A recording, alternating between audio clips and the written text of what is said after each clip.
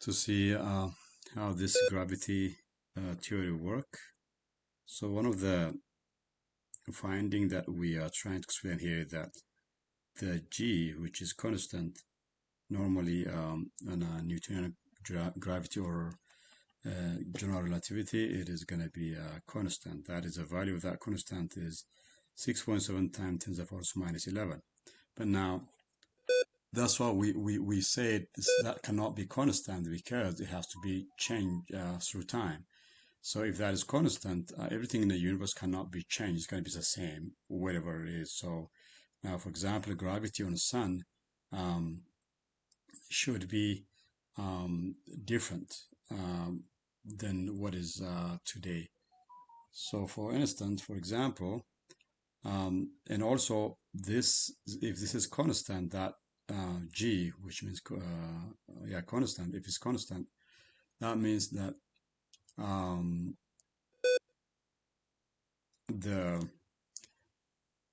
the mass of the planet is not going to be changing. That means the mass is as it is forever. Now, as you know, Earth has never been the same. All the time it's changing. It's gonna, everything in the universe start from atom level. It's gonna grow after that. So nothing is created as it is. Everything is evolved through time. So that's why we say this G cannot be constant. It has to be evolving through time. So now this picture here shows any planet. It could be Earth, could be Mars, could be anything. So what happens is in the center there, that kind of a dot in the center there is it's fusion, which is gonna be the core of the planet is kind of very hot, and the temperature reach up to 5,000 degrees centigrade. So now the reason why temperatures goes very high like that is because of mass accumulation through time. So the more mass is going to increase through time, the center going to be start getting too much heat, and that heat going to cause fusion. So that fusion is very, very important. What is in the core of the planet is important to detect the gravitational strength of that planet. For instance, this is as I said, we're going to start as Earth. This is Earth. Now what happened is, now when that center is getting too hot, and then it's going to continue to absorb the matter, which is the body of the earth, is continue to absorb from there, because otherwise that heat or that glowing core cannot be it's not going to be possible. Technically, it's a fire will not going to be happening unless there's oxygen or other elements around there. So if the oxygen is not there, the fire cannot continue. It will get disconnect. You will not going to have any fire. The same way, in a core, that continue to pull particle which is in a quantum level, it's going to continue to burn in there. So that burning is not going to happen just like randomly, but it has to be some process there. That is the ground that the helium is produced from hydrogen, and then whatever the remaining hydrogen, which cannot be part of this process, will get ejected. It will leave the earth instantly. So that becomes very tiny. Let's imagine like something like less than like 0.007% of hydrogen mass is kind of like leave this area instantly with the speed of light. So in the same time, the earth is going to be the mass of the earth is going to be pulled towards the center, so that burning is keep going. That means the earth is continue to be eaten by that fusion there, and then from outside there's a particle pulling into the earth. So, but those particles, we cannot see them. They kind of like a wave of particle keep coming toward the earth. So now at the same time leaving the earth. So the particle leaving the earth is kind of less than hydrogen atom, which is 0.07 percent of hydrogen mass, which is very tiny. It's impossible to detect with any kind of instrument we have today. So now what happened is here, 7.29 times 10 to the power minus 3. Now that is the mass deficit of the hydrogen when helium is formed. So technically that amount is rejected from the center of the core, and then it will leave the area to the point where the mass curve is not affected them. So that means this particle very light is going to go all the way from the Earth's atmosphere to reach that symmetric position, which means that the same particle, the same size, because as you may know, the Boyle's force is important in this condition, this situation, because a light particle cannot, or the very ultralight particle have to leave the Earth's atmosphere, which is this R is represented, a restoration. What we call that a restoration, symmetry restoration. That particle goes to a symmetric position, and the other particles are gonna pull in to fill that space, that gap. So now that is kind of a continuous cycle. You're gonna keep going. Now this planet is could be anything, as I said. But now when you look at it here, when you move, when you increase the fusion, it will go, you know, let's go up here. Now, this like when the fusion increased, as you see down here, the fusion increased. So now when the fusion increased, which means restoration increasing, that means it's gonna pull its bionic symmetry from universe, from anywhere. The more that is going to be increased, the fusion increase, the more the Earth is going to be pulled particles which we cannot see. Yeah, it's going to be ether. It's going to pull into the Earth. Now, as you go, more fusion. Now, this is probably the planet which we cannot live on them because of too much heat from inside is coming out, and that gonna make the entire body of the planet too hot. So we sometimes say that the sun might be making that hot, but it's not the sun only. The sun is just contributing a little bit of a heat on the surface of the planet, but the interior of that, because the more the planets stay longer, like let's say bigger planets, they have so much heat inside because of the mass they have according to time. Now, as this increase, now it goes too much fusion, and imagine this is density increasing, and then now when the density increases, the heat's going to be increasing in the center, the core, and that going to fusion going to increase. Now, as the fusion increase, it's not going to just not doing anything. As it goes higher, it will really affect the baronic symmetry here. Now let's keep going up, and then now this is the starting point, but let's assume this not gonna just fusion not gonna happen without adding from exterior atmosphere that pulling into the earth, because whenever burning happen, it has to be pulling particle we cannot see. So now this ball is gonna increase. When the balls increase, what happened is gonna intensify the fusion process, because the speed gonna be now there, gravity increase, everything gonna be increased at this point. So what happened is when you go into maximum, so like go maximum, you see that now we got the same planet which used to be, as I explained, it might be Earth or might be Mars. Now it became Sun. Now why that happened? Now this Sun kind of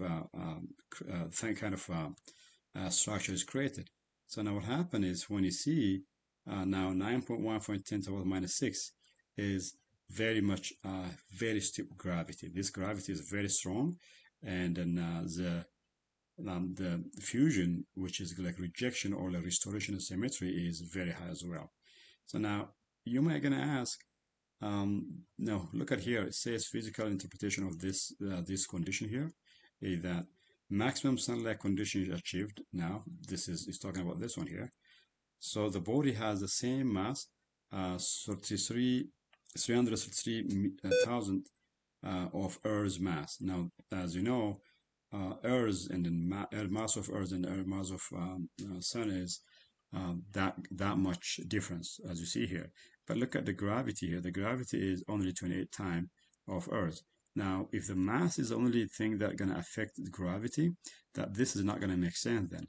Remember that the mass has nothing to do with the gravity. Mass is just there, byproduct of these two interactions. So symmetry restoration and a symmetry build-up. So that's what is happening there. So our Sun fusion process are at maximum intensity throughout the entire stellar body. Now what happens, the more fusion increases so much dense, it will start getting burning, and the entire body of that mass going to be turning to glowing. Or the same thing what has happened in the sun. That's what has happened. Now, as I said here, the mass is 333,000 times the Earth. Thus, you can Google that. The mass of the sun is like that, but the gravity is not. Look at that. Supposed to be, if the gravity increase, it should have to be go higher as the same thing, as the same as the mass. So, but it's not happened. The reason for that is because of restoration, which is going to be sun is rejecting smaller particle, the gravity will not going to be grow as is supposed to be when the mass is grown up. So that's what is gravity. That G cannot be constant. If it's constant, this is not going to make sense. We're not going to understand sun otherwise. Sun is very difficult to understand if we're going to keep G as constant. So it's not, as I said, it's not constant. So yeah, so this theory that the idea of main theory that our universe is kind of like recycling itself. So the smallest particle, the very smallest particle, will be way far from any mass. They cannot be around the mass because the mass is gonna pull towards it a little bit here, like a kind of hierarchical order. The symmetric position. Each, for example, if all oxygen is in our atmosphere close by to the Earth, that is a little bit heavy element, right? It's going to be pulled toward the Earth because of its weight. If you look at hydrogen and helium, it cannot be around. It's going to be way far. The only way that hydrogen is going to be getting to is that when each element or each atom is disintegrated or to the final particle. So let's say if hydrogen is going to decompose, and then you've got to end up hydrogen, and the hydrogen is the base of all the elements, as you may know. That's what happened. All particles around the atmosphere eventually go into the Earth, and then at the end is going to be hydrogen, and the hydrogen is going to be back into helium. When that process happens in a core, now it will gonna reject those who cannot be part of this process. Might be quarks or that very small particle we have to leave. That is where most likely scientists are saying that it's kind of dark matter. Dark matters are only possible when the mass is created. If matter is not created, dark matter cannot be created. Or in other way, balance have to be made. It has to be balanced here. So each time the universe makes its mass, it has to reject smaller particle that can be part of that mass. It will go way far from that mass with speed of light. Now, until the point that he cannot, those particles are going to be settled, not going to move at all. Kind of like just not moving until going to be pulled by other mass around.